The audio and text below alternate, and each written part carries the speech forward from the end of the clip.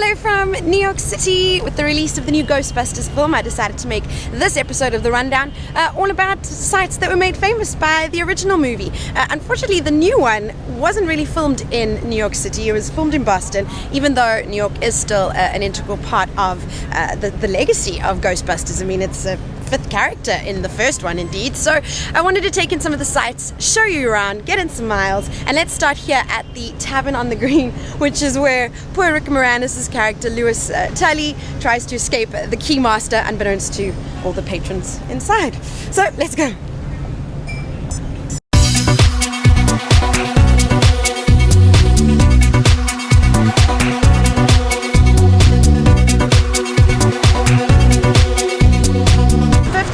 Central Park West.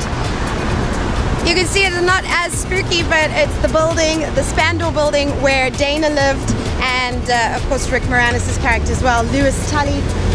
And it's the center, it was the hub of all this, the supernatural activity. And the taxi's just gonna go.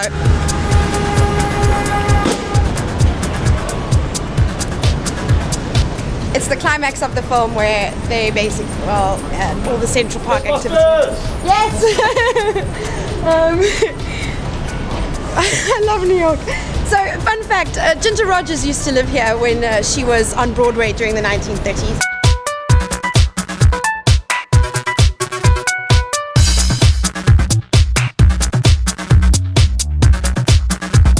Down Columbus Circle. Who can forget the Stay Puft, the giant Stay Puft Marshmallow Man, making his way through Columbus Circle. And he makes a cameo in the new one as well, but that's not giving anything away because that was said in a couple of news articles.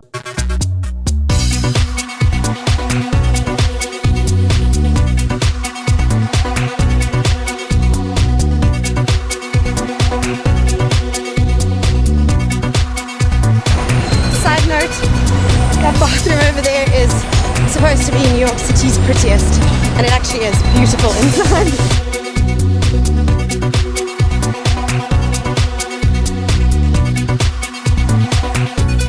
Patience and fortitude, the two lions of the New York Public Library here in Bryant Park. This is where the opening of the film takes place. There was some construction, some scaffolding that you see when the film opens, but that was part of some ongoing cleaning that happened at the time, so they had to film around it. They only had 5 hours to film these shots outside the New York Public Library because the filming inside, those scenes were all done at the LA Public Library. Actually, a lot of the interior shots were done in LA, but the iconic portions of the outside were definitely shot here. They had 5 hours to do it before the library opened at 10 a.m. So they had to do it between 5 a.m. and 10 a.m.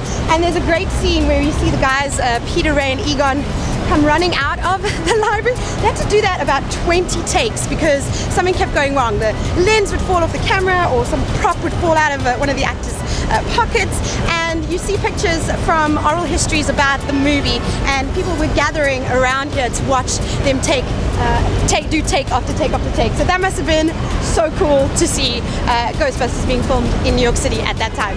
And look, they have a Hamilton exhibition. Must make a note for later.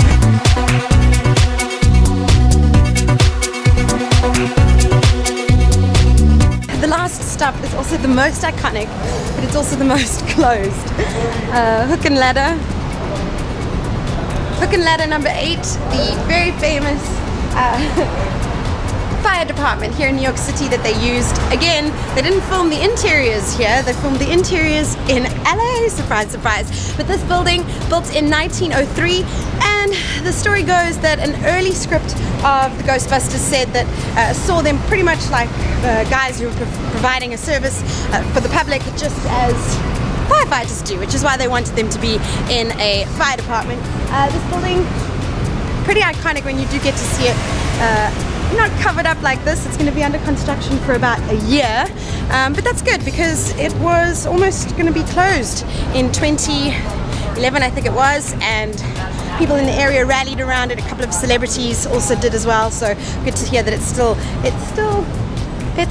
surviving. And the firefighters here played an important role in September 11 in the attacks because they happened just around the corner, so just sort of down the road. So It's a good fire department to have in the neighborhood. So that's the rundown for this week. If you want to know the route that I ran, you can check out There's Sean. You made it. Sean knows why it's under construction. You made it.